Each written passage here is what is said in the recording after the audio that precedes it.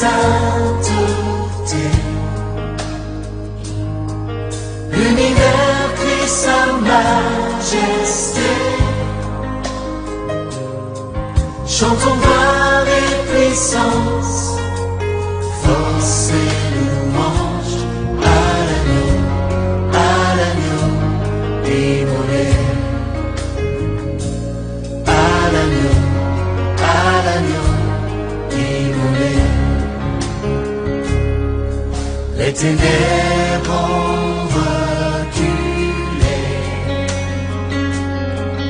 devant l'œuvre de la croix, devant l'agneau immolé et le sang versé pour moi. Tous les anges de sa sainteté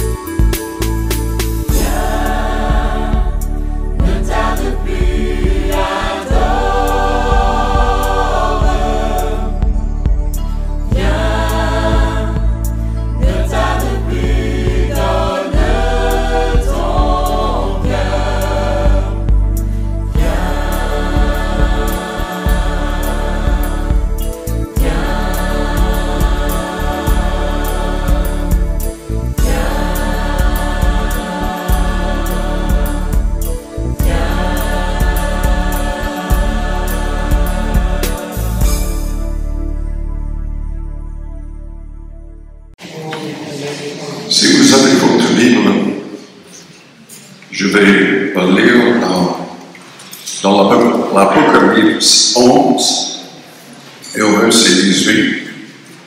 Et un autre passage dans 2 Thessaloniciens, au chapitre 1er au verset 7. Dans l'Apocalypse 11 et au verset 18, nous lisons: les nations se sont irritées et ta colère est venue. Et le temps est venu de juger les morts, de récompenser tes serviteurs, les prophètes, les saints et ceux qui craignent ton nom, les petits et les grands, et de détruire ceux qui détruisent la terre.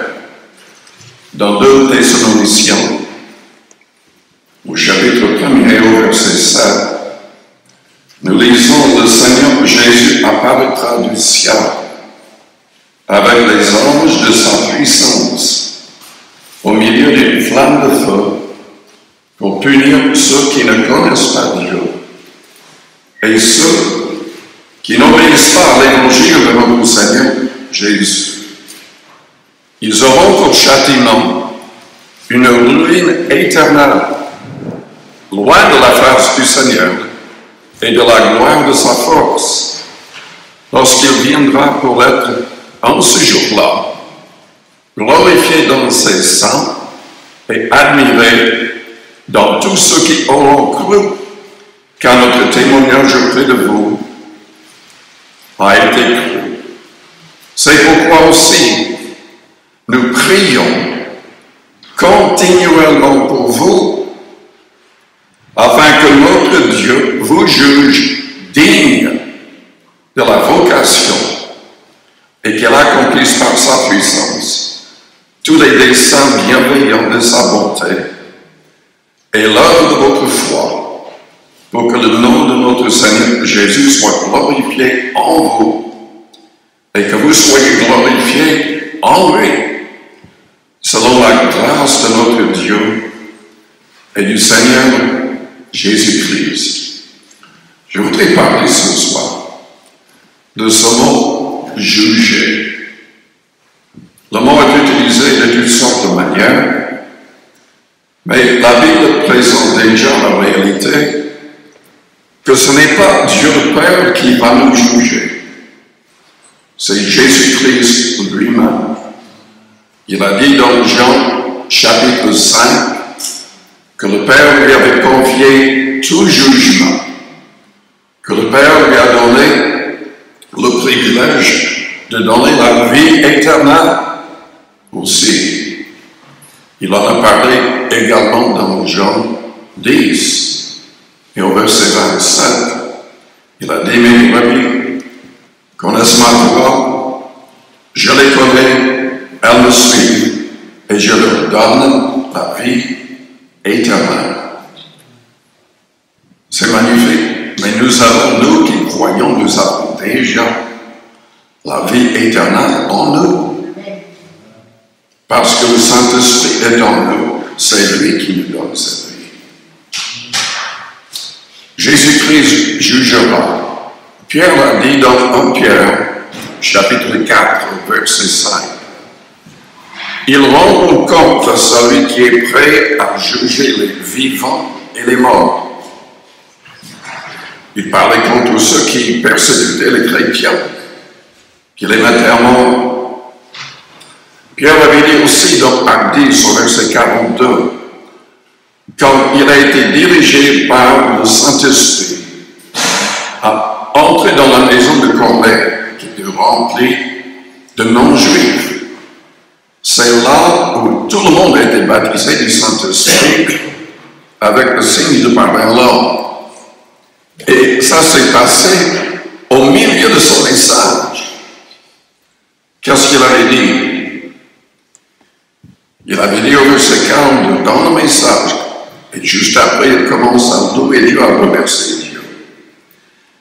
Jésus nous a ordonné de prêcher au peuple et d'attester que c'est lui qui a été établi par Dieu, juge des vivants et des morts. Tous les prophètes rendent de lui le témoignage que quiconque croit en lui reçoit par son nom le pardon des péchés. Quand Pierre prononçait encore ces mots, le Saint-Esprit descendit sur tous ceux qui écoutaient la parole. Et ils ont commencé à adorer, à remercier Dieu en d'autres langues, tous. Et Pierre a compris que Dieu voulait que les non-juifs, appelés païens par les juifs, soient sauvés par la simple foi en Jésus-Christ. Jésus-Christ avait dit dans Jean 3, au verset 16, Dieu a tant aimé le monde qu'il a donné son Fils unique, afin que quiconque croit en lui ne périsse point et qu'il ait la vie éternelle. Mais juste après, il a dit qu'il n'est pas venu juger le monde, mais sauver le monde. Quand il est venu la première fois, il est vrai, il n'a pas agi pour condamner, pour juger, mais il est venu donner sa vie. Et il veut que tous les hommes soient sauvés. Mais quand il reviendra, il va juger. Et nous allons examiner comment il va juger. Mais déjà, il a dit dans Jean 3, au verset 18, que ceux qui croient en lui, qui confessent qu'il est le Fils unique de Dieu, qui comprennent qu'il est mort sur la croix pour nos fautes, ils ne seront jamais jugés, dans le sens d'être condamnés. Il en a parlé dans Jean 5 également, dans Jean 10, de la même manière. Nous ne serons jamais jugés parce que ce qui est confessé est pardonné et oublié. C'est carrément effacé des livres gardés au ciel avec l'histoire de toutes nos vies. Mais comment est-ce que le Christ va juger quand il reviendra?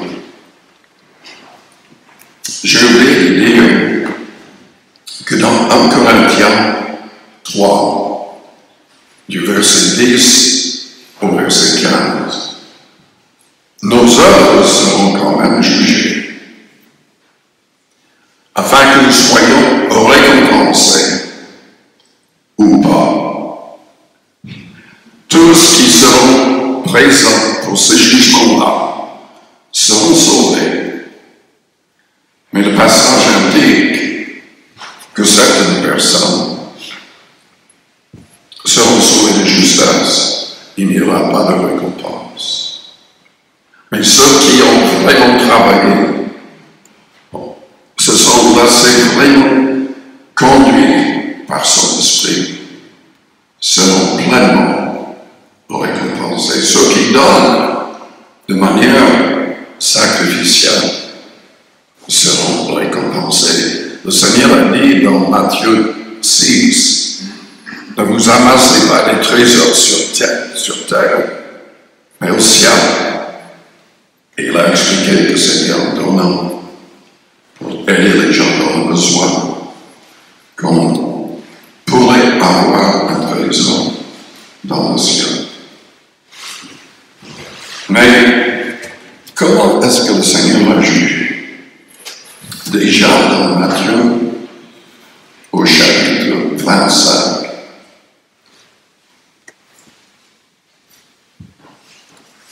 au verset 31.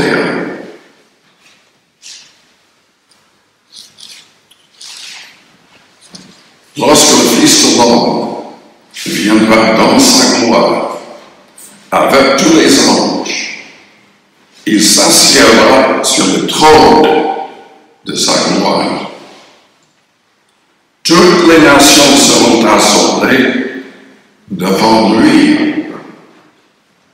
Il séparera les uns d'avec les autres, comme le berger sépare les brebis d'avec les boucs. Il mettra les brebis à sa droite et les boucs à sa gauche.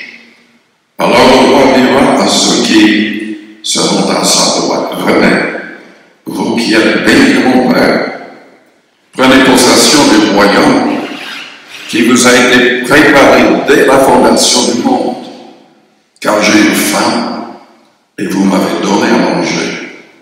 J'ai eu soif et vous m'avez donné à boire. J'étais étranger et vous m'avez recueilli. J'étais nu et vous m'avez vêtu. J'étais malade et vous m'avez visité. J'étais en prison et vous êtes venus vers moi.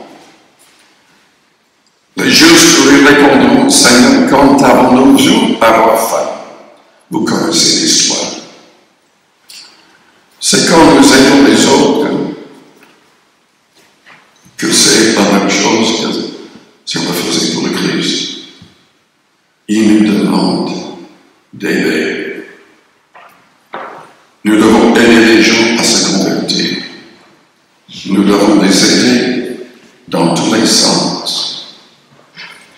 Mais ceux qui seront placés à sa gauche et condamnés seront des gens qui n'auront pas accepté de faire tout cela.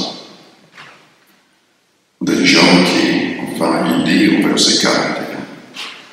Ensuite, il dira à ceux qui seront à sa gauche, retirez-vous de moi, maudits, allez dans le feu éternel qui a été préparé pour le diable et pour ses anges.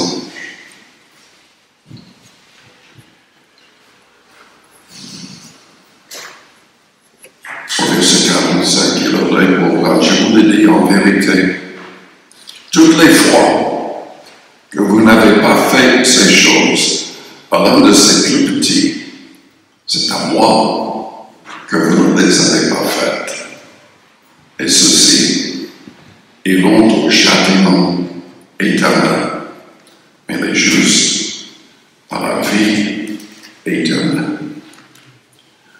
Il y a des gens qui, quand on parle d'œuvre, disent qu'on ne prêche pas la foi, on prêche le salut par les œuvres.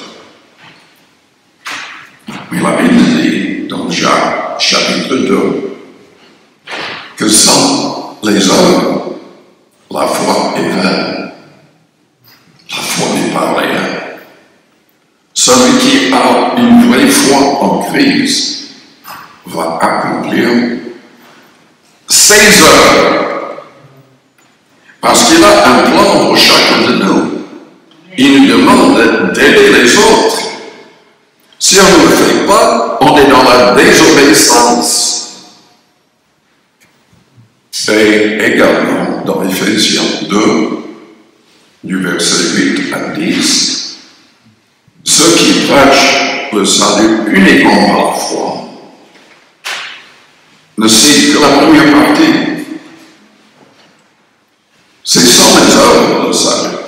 Parce que si on accomplissait toutes sortes de bonnes œuvres, ça ne peut pas nous sauver. C'est la foi en Christ qui nous sauve. Il a payé le prix pour notre salut. Mais qu'est-ce que le verset 10 nous dit? Je vais le lire. Peut-être que vous le connaissez par cœur. Éphésiens, chapitre 2, et verset 10.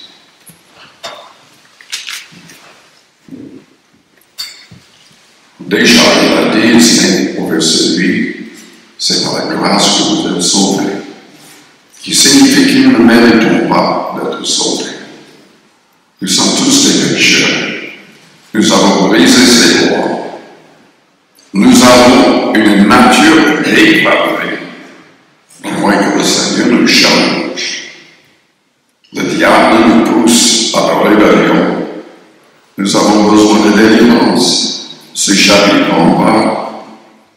Mais c'est par la grâce que vous êtes sauvés, par le moyen de la foi. Et cela ne vient pas de vous, c'est le don de Dieu. Mais notre foi vient de Dieu. Ce n'est point par les œuvres, afin que personne ne se glorifie. Écoutez bien le verset 10. Car nous sommes son ouvrage, ayant été créés en Jésus-Christ pour de bonnes œuvres que Dieu a préparées d'avance afin que nous les pratiquions. Quand on lit la Bible, l'enseignement du Christ, il parlait continuellement d'œuvres. Quand il s'est adressé à cette Église, dans l'Apocalypse 2 et 3, il jugeait leurs œuvres et il a condamné de manière terrible certaines dans ces églises à cause de leurs œuvres ou manque d'œuvres. Nous devons nous laisser guider par l'Esprit du Christ. Déjà, nous devons le recevoir.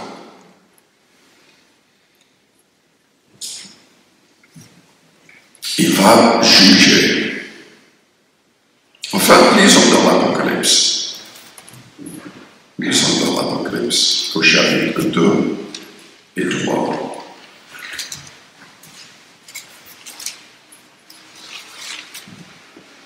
Quand nous plaçons notre confiance en Christ, nous acceptons de nous faire baptiser et de mettre tous ces commandements en pratique. Notre nom est écrit dans le livre de vie.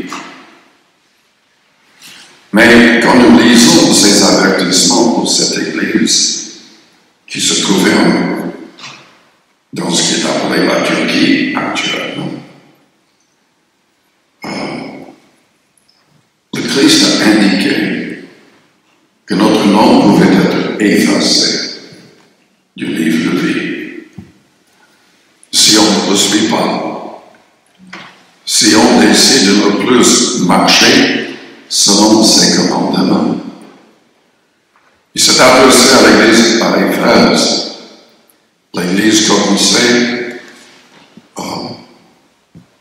par Paul, d'une certaine manière, parce qu'il a imposé ses mains à 12 personnes déjà baptisées par Jean-Baptiste. Il les a rebaptisées selon le commandement du Christ. Ensuite, il leur a imposé ses mains. Tous ont parlé en langue. Et il est resté là pendant 2 années enseignant chaque jour, formant des disciples. Et selon l'histoire, ils ont évangélisé l'Asie mineure en 2 ans.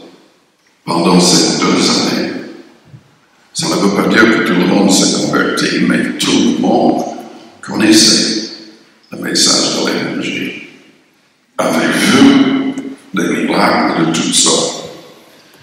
Mais après des années, cette Église n'évangélisait plus ou très peu, parce que le Christ dit au verset 2, « Je connais tes œuvres, ton travail et ta persévérance. Je sais que tu ne peux supporter les méchants, que tu as éprouvé ceux qui se disent apôtres et qui ne le sont pas, et que tu les as trouvés menteurs, que tu as de la persévérance, que tu as souffert à cause de mon nom, et que tu ne t'es point lassé. Et ce que j'ai contre toi, c'est que tu as abandonné ton premier amour.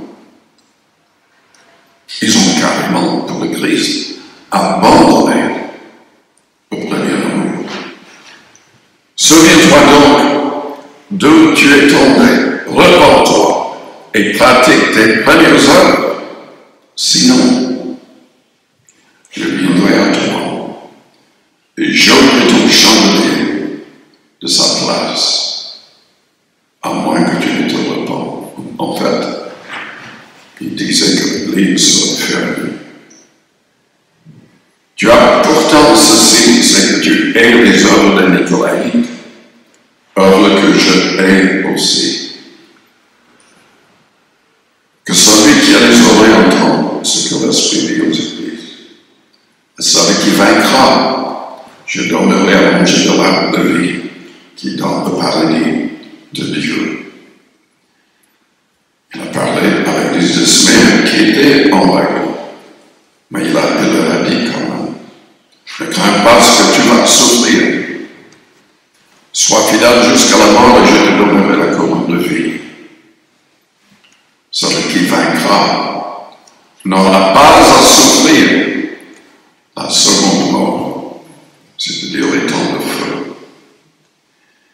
C'est adressé à l'église de Pergame.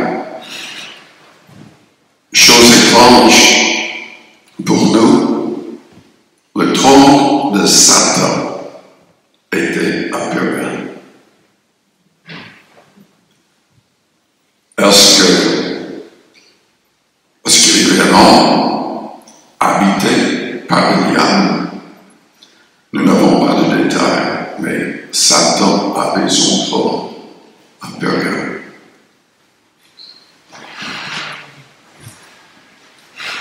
Il y avait malheureusement dans cette église-là des gens attachés à la doctrine de Balaam, liés avec des fausses doctrines concernant l'argent, liés à des gens qui voulaient continuer à manger des choses, des viandes sacrifiées aux idoles. Parce que souvent ils plaçaient des viandes devant les idoles avant de les vendre. Et le Christ ne veut pas ça, que le chrétien participe en mangeant de telles choses.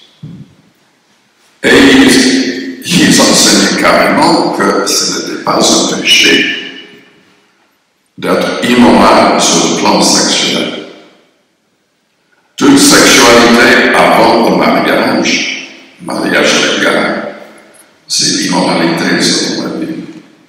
Il y a toutes sortes de formes d'immoralité.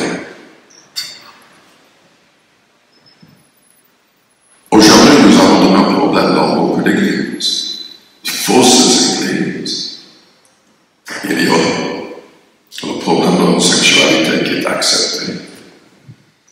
Il y a plein de gens, même ici à Paris, je me rappelle, des gens qui étaient soi-disant des diacres dans d'autres églises, pas nos églises, mais qui défendaient le fait de coucher avant d'être marié. Nous avons toutes sortes de choses dans ce sens. Le Christ le condamne.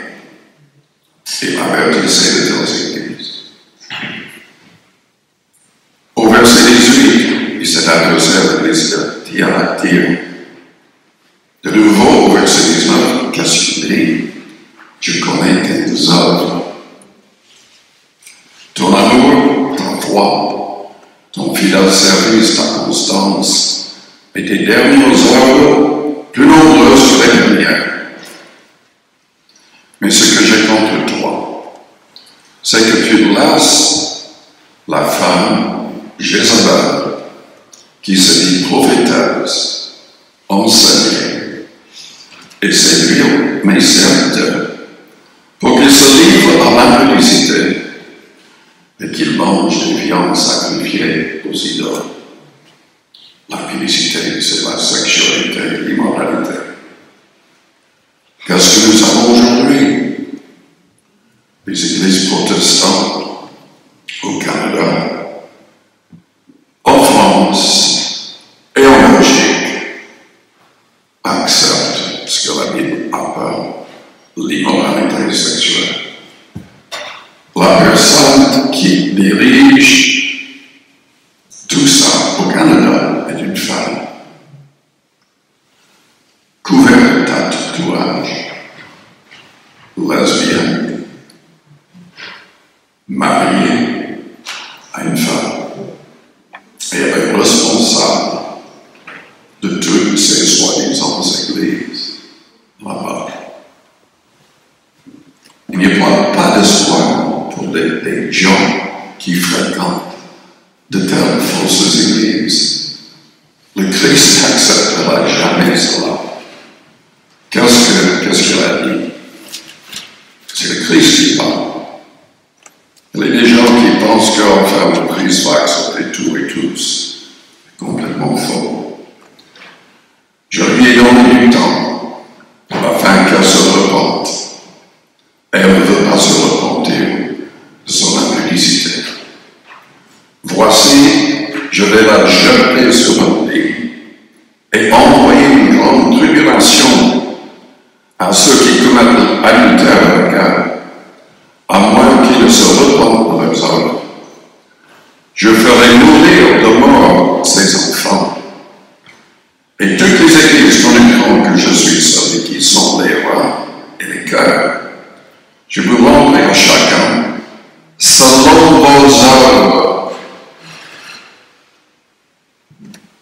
À vous, à tous les autres de Thyatire qui ne reçoivent pas cette doctrine et qui n'ont pas connu les profondeurs de Satan, comme il les appelle.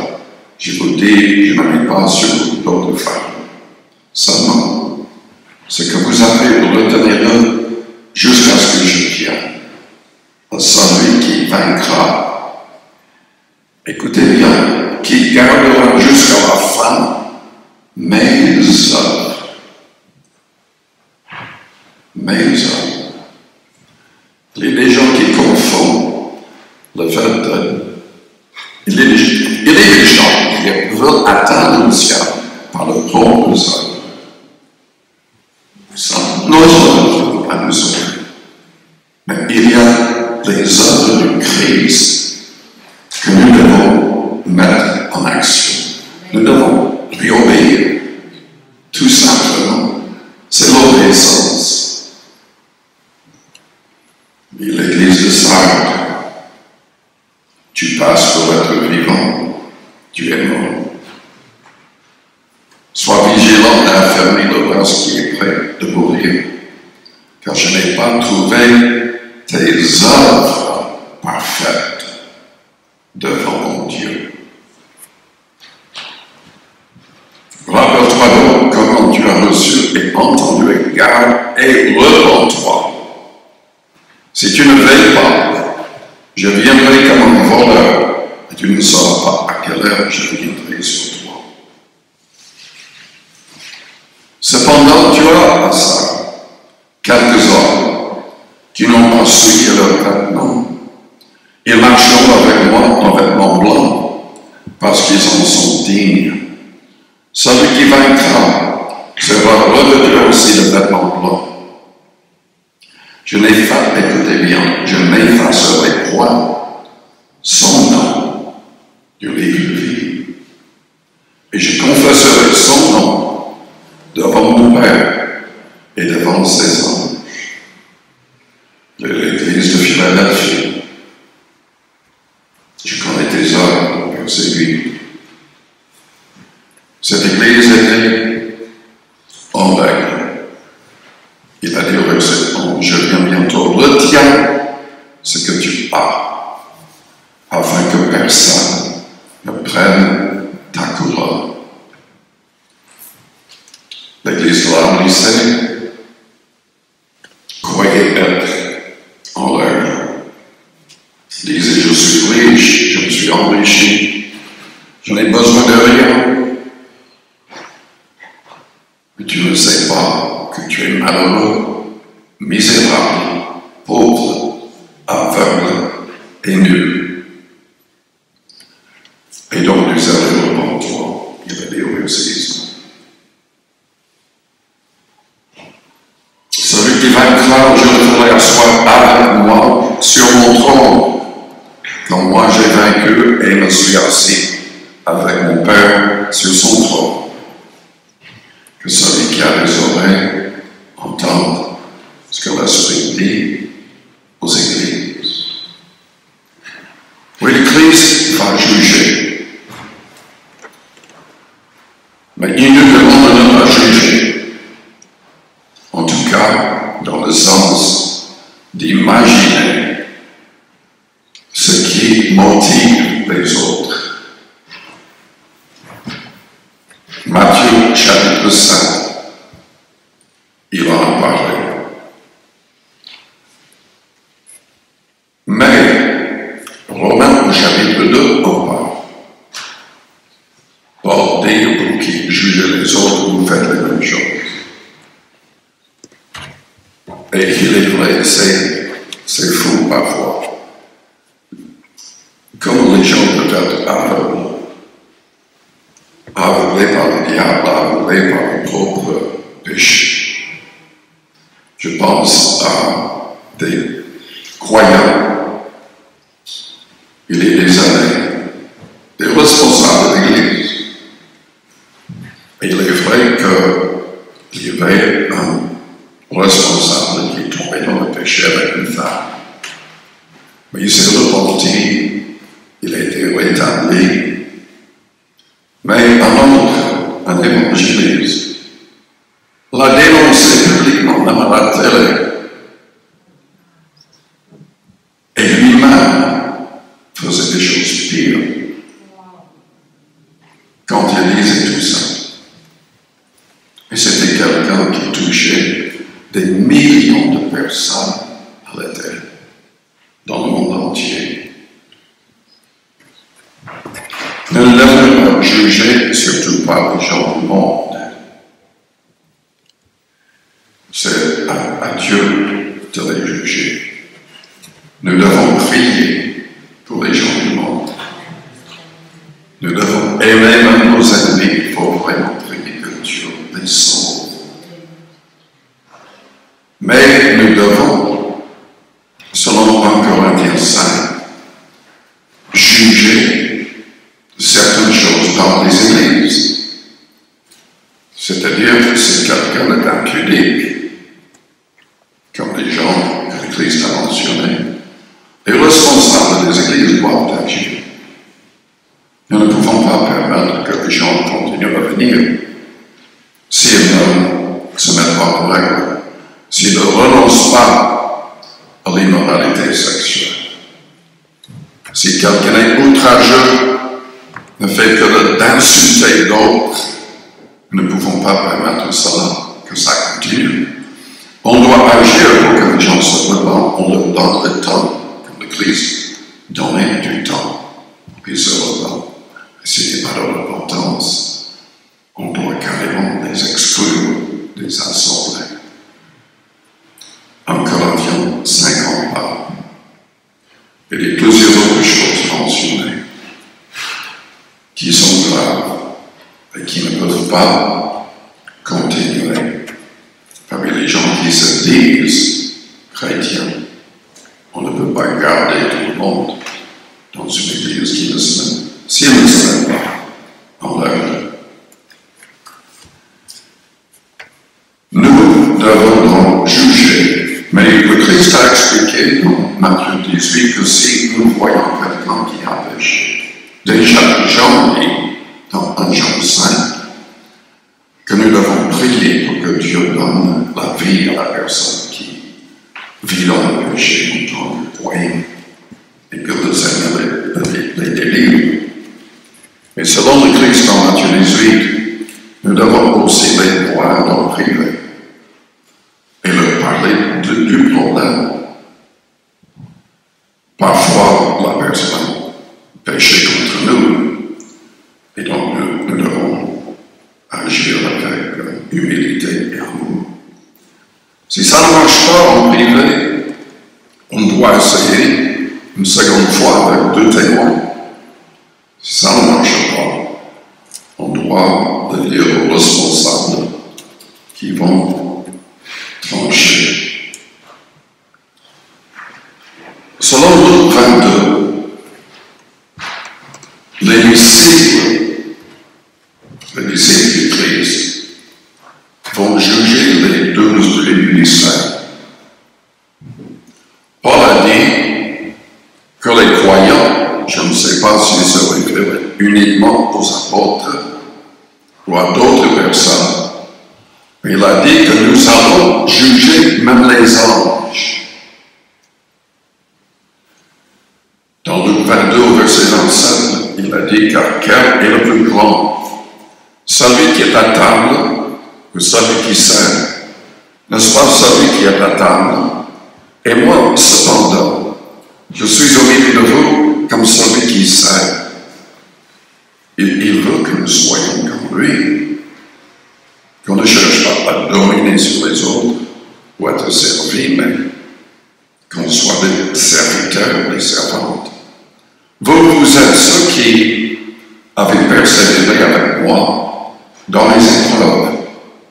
C'est pourquoi je dispose du royaume en votre faveur, comme mon Père en a disposé en ma faveur, afin que vous mangiez et buviez à ma table, dans mon royaume, et que vous soyez assis sur des trônes pour juger les 12 tribus d'Israël.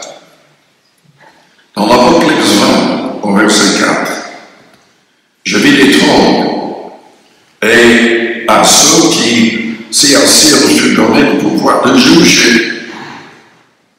Et je vis les âmes de ceux qui avaient été décapités à cause du témoignage de Jésus et à cause de la parole de Dieu, et de ceux qui n'avaient pas adoré la bête ni son image, et qui n'avaient pas reçu la marque sur le front et sur les mains.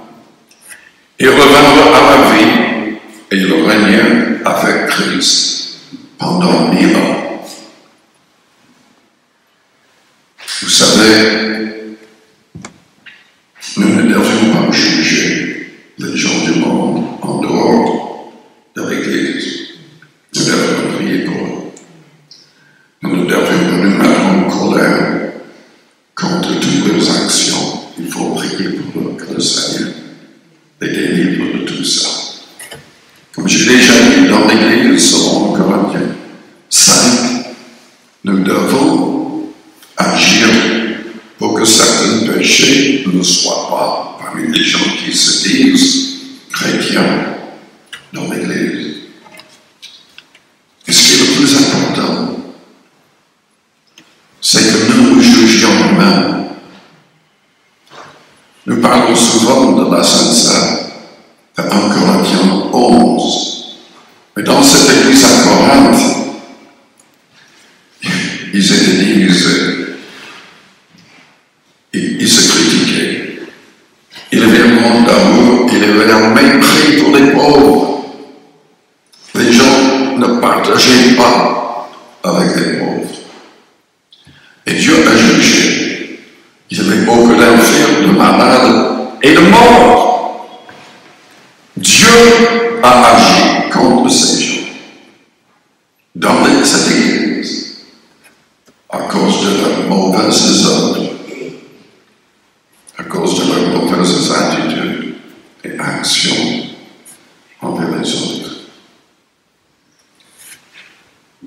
C'est à nous d'aimer Christ. Son plus grand commandement, c'est aimez-vous les uns les autres comme je vous ai aimé. Jésus-Christ est mort pour tous les hommes. Nous ne devons jamais mépriser ou se moquer de qui que ce soit. Nous devons élever les autres et regarder les autres comme étant au-dessus de nous-mêmes. Christ veut que nous soyons humbles comme lui-même.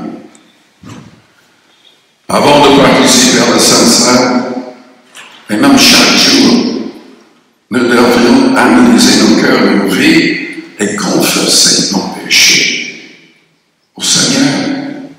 Si le Saint-Esprit nous convainc de péché.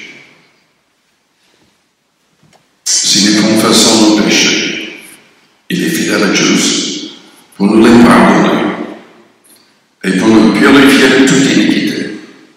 Si nous disons que nous n'avons pas péché, nous le faisons menteur et sa parole n'est point en nous. Il continue dans Jean 2, mes petits enfants, je vous écris ces choses, afin que vous ne péchiez point. Si quelqu'un a péché, nous avons un avocat auprès du Père, Jésus-Christ le juste. Il est lui-même une victime expiatoire pour nos péchés, non seulement pour les nôtres, mais aussi pour ceux du monde entier. Si nous gardons ses commandements, par là nous savons que nous l'avons connu. Celui qui dit « je l'ai connu » et qui ne garde pas ses commandements est un menteur, et la vérité n'est point en lui. Mais celui qui garde sa parole, l'amour de Dieu est véritablement parfait en lui. Par là nous savons que nous sommes en lui. Celui qui dit qu'il demeure en lui doit marcher comme il a marché lui-même. Oui, nous devons nous humilier et dépendre du Christ dans la prière. Jacques a dit, chapitre 4, verset 5, « Croyez-vous que l'Écriture parle en vain? C'est avec jalousie que Dieu chérit l'Esprit qu'il a fait habiter en nous. Il accorde au contraire une grâce plus excellente. C'est pourquoi l'Écriture dit, Dieu résiste aux orgueilleux, mais il fait grâce aux hommes. Soumettez-vous donc à Dieu. Résistez au diable et fuira loin de vous. Approchez-vous de Dieu et il s'approchera de vous. Nettoyez vos mains, pécheurs. Purifiez vos cœurs, hommes irrésolus. Sentez votre misère. Soyez dans le deuil et dans les larmes. Que votre rire s'échange en deuil et votre joie en tristesse. Humiliez-vous devant le Seigneur. Et il vous élèvera. Ne parlez point mal les uns des autres, frères.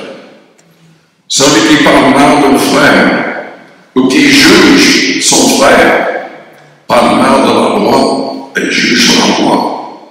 Or, si tu juges la loi, tu n'es pas observateur de la loi et tu es un juge. Un seul législateur et juge. C'est celui qui peut sauver et perdre. Et toi, qui es Dieu, qui juge le prochain? Nous ne devons pas juger les motivations des gens. Nous devons agir comme le Christ l'a dit, comme Paul l'a dit. Nous savons que certaines choses ne seront jamais acceptées par le Seigneur. Donc nous allons voir, parler à la personne privée, après avec le témoin. Ensuite, devant l'Église, en tout cas avec les responsables. S'il s'agit vraiment de ces choses graves qui sont mentionnées dans 1 Corinthiens 7, nous devons surtout, au lieu de passer notre temps jugeant les autres, nous devons travailler pour aider les autres à se convertir. Dans 2 Timothée 4, et nous devons tous être des évangélistes. Est-ce que vous êtes un évangéliste? 2 Timothée 4, verset 1er, je vais terminer avec ça. Je t'en conjure devant Dieu et devant Jésus-Christ, qui doit juger les vivants et les morts. Et au nom de son apparition et de son royaume, prêche la parole, insiste en toute occasion, favorable ou non, reprend, censure, exhorte avec toute douceur et en instruisant. Car il viendra un temps où les hommes ne supporteront pas la sainte doctrine. Mais ayant la démangeaison d'entendre des choses agréables, ils se donneront une foule de docteurs selon le propre désir, détourneront l'oreille de la vérité et se tourneront vers les fables. toi, sois sobre en toutes choses. Supporte les souffrances. Fais l'œuvre de l'évangéliste. Remplis bien ton ministère. Dans Matthieu 24, Jésus-Christ a parlé de son retour, de l'enlèvement de l'Église. Il a dit qu'il voulait trouver, enfin il a dit qu'il allait enlever les gens qu'il va trouver en train de travailler. Vous savez déjà, travaillant pour accomplir les œuvres du Seigneur, non pas ses propres œuvres, mais les œuvres du Seigneur. Comment accomplir les œuvres du Seigneur? Déjà, il faut être sensible à l'écoute du Seigneur. Il faut lui obéir. Si nous demandons d'aller, je ne sais pas où, parler avec quelqu'un, il faut le faire. Et il faut le faire tout de suite. Il ne faut pas demander à quelqu'un d'autre de le faire. Il faut se laisser guider.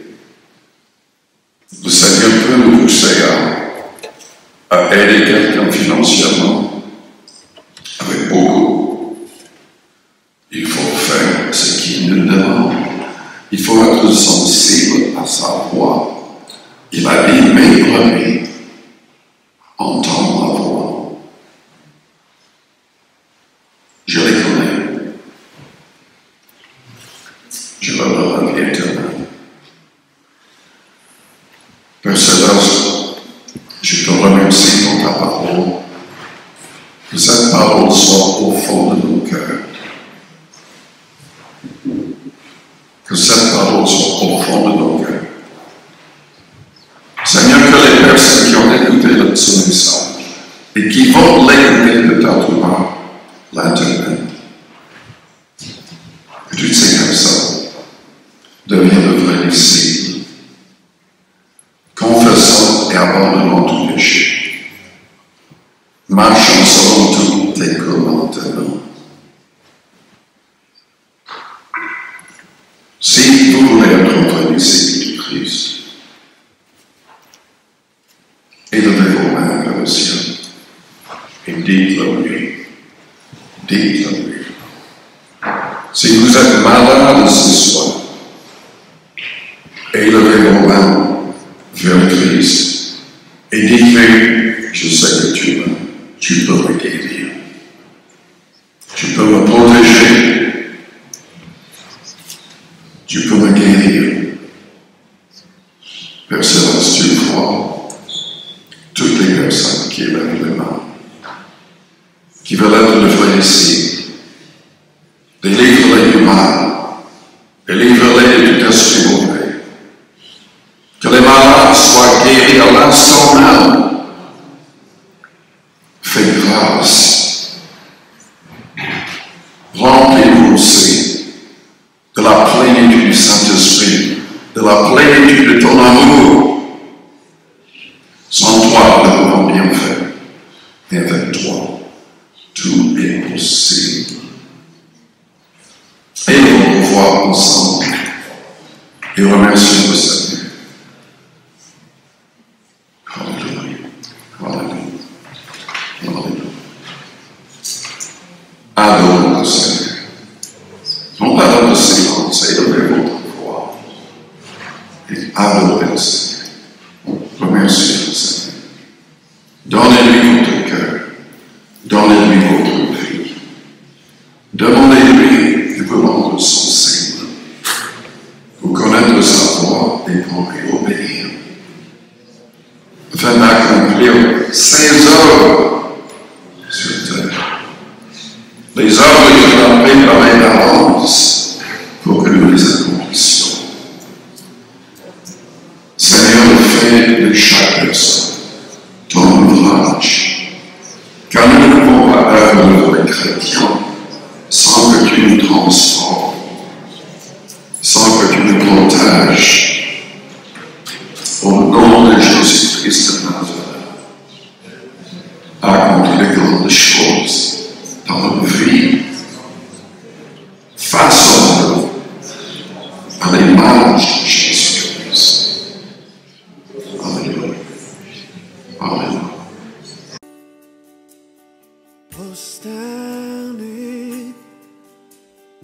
confessons, tu es Dieu.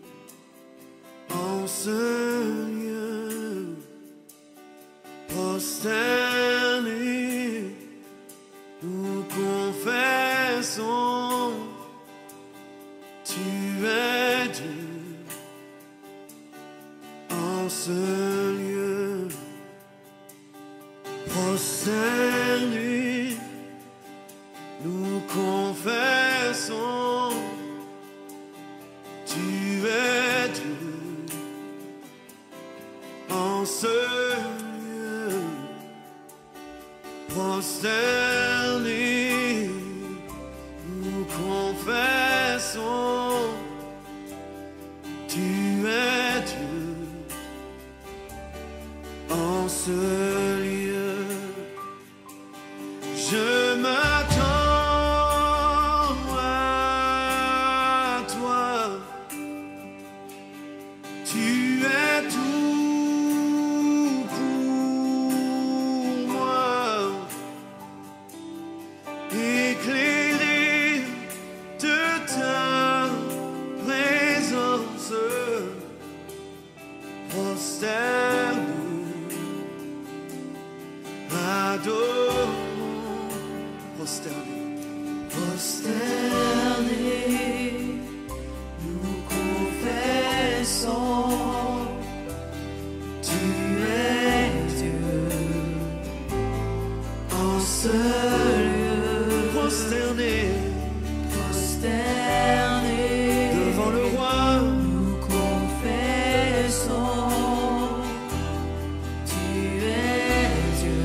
en ce lieu, En ce disons encore, lieu, prosterné, prosterné, prosterné, nous confessons confessons que tu es Dieu. tu es Dieu.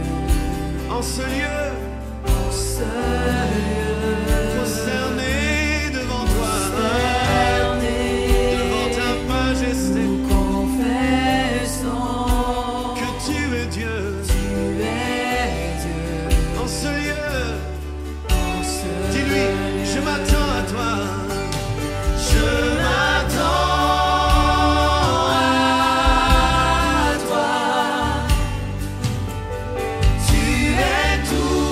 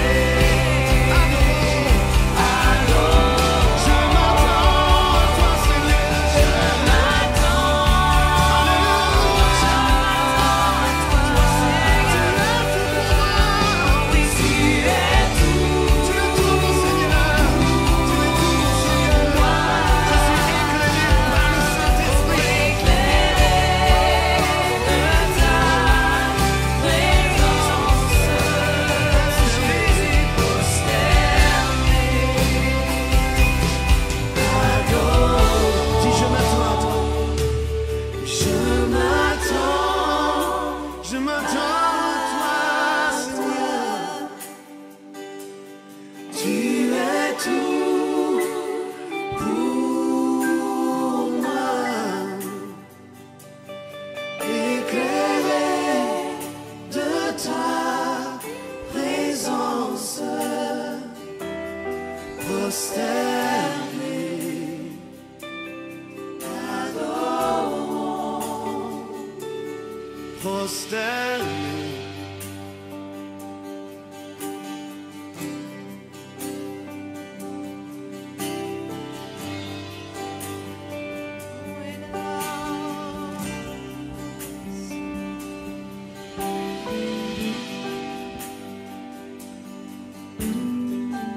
Yes. Yes, hallelujah.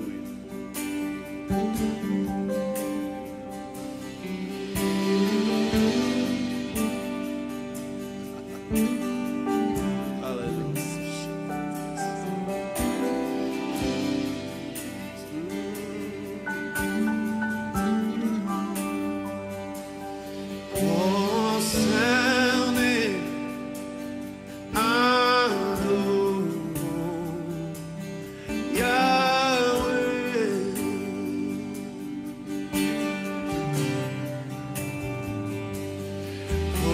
Concerné, adorons Yahweh. Prosterné, adorons. Prosterné, adorons Yahweh, Yahweh. Prosterné, adorons-le. Prosterné, adorons Yahweh. Les mains levées, adorons. Les mains levées, adorons Yahweh, Yahweh. Les mains levées, les mains levées, adorons Yahweh. Nous disons Yahweh, Yahweh, Yahweh, Yahweh,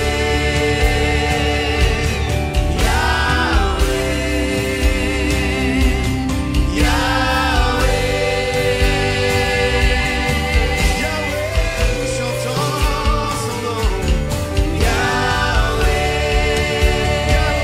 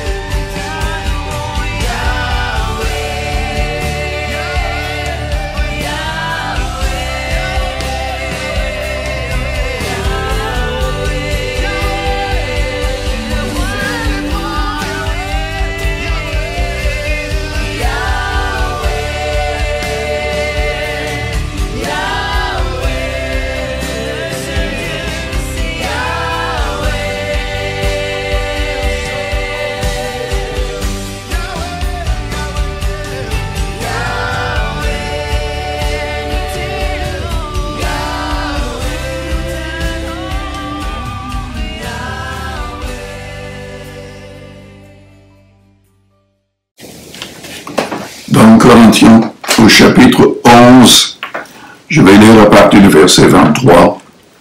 Au chapitre 10, Paul souligne le fait que, en prenant la coupe, nous sommes en communion avec le sang de Jésus-Christ, qui a coulé afin de nous purifier de tout péché.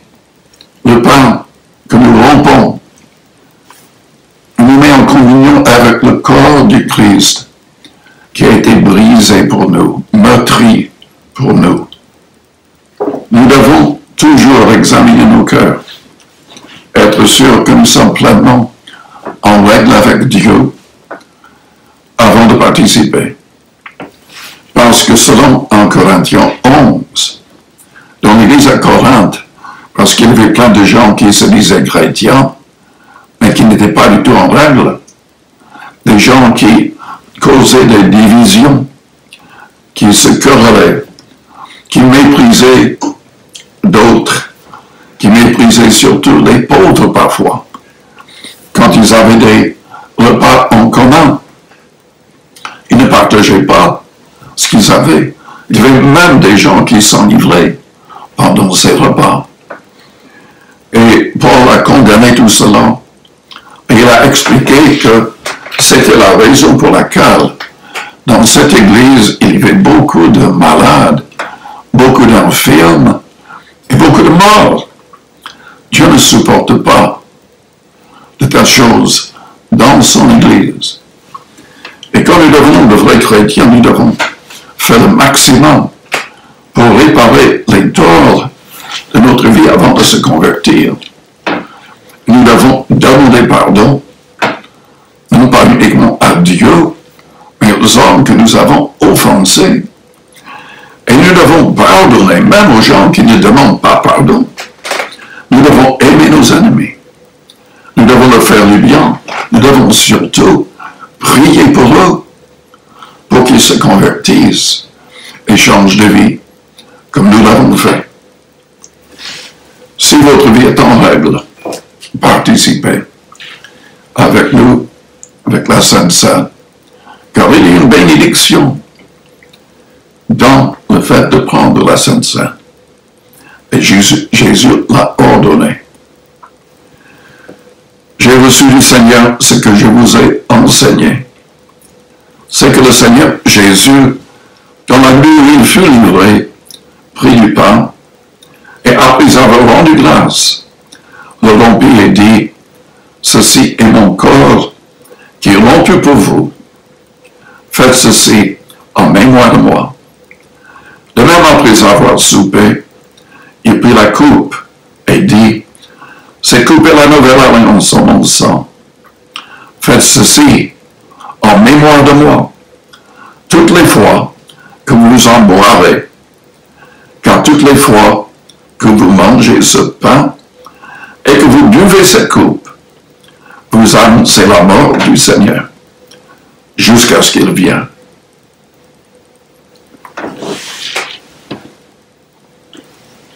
Père Céleste, nous te remercions pour le sacrifice de Jésus-Christ. Seigneur Jésus, nous te disons merci. Tu as accepté la mort pour nos offenses. Et tu nous offres la vie éternelle. Seigneur, nous recevons par la foi. Nous prenons ce pain en mémoire de toi.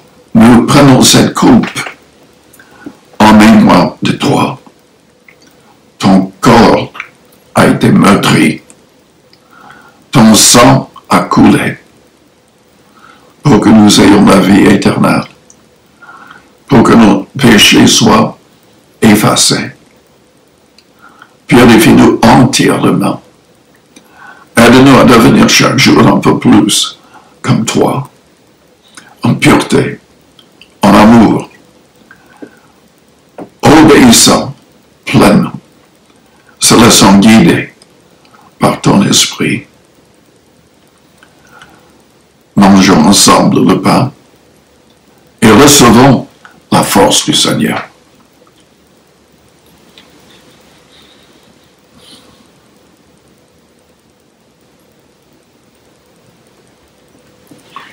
Buvons de la coupe ensemble et remercions le Seigneur par la suite pour son sang qui a coulé pour chacun de nous.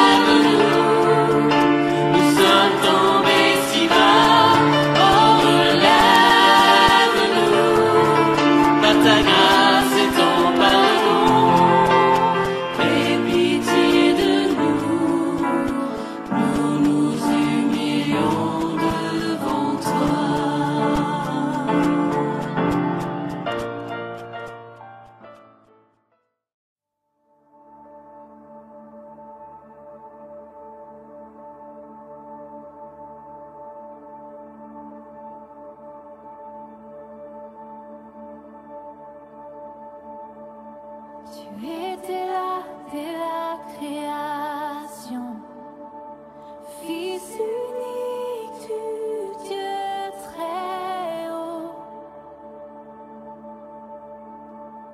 Les mystères de ta gloire révélés en toi, Christ notre Seigneur. Oh, ce nom est si merveilleux, oh, ce nom est si merveilleux.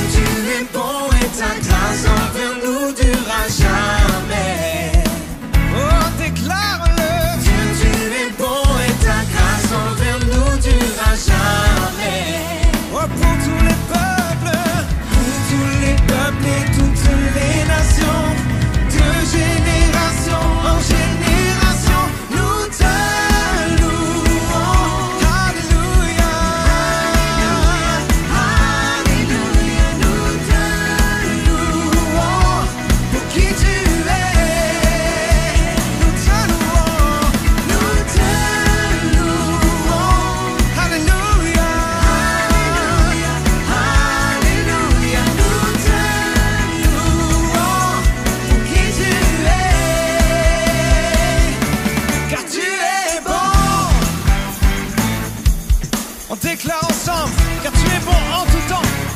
Oh, oh, oh, oh. On le déclare ensemble. Dieu, tu es bon. Oui, tu es bon en tout temps. En tout temps. Tu es bon. Tu es bon en tout temps. En tout temps. Tu es bon. Déclarons-le en tout temps. Oui, tu es bon. Tu es bon. Nous le chantons. Tu es bon en tout temps. En tout temps, tu es bon. Dieu, tu es bon et ta grâce envers nous durera jamais. Réalisons-le.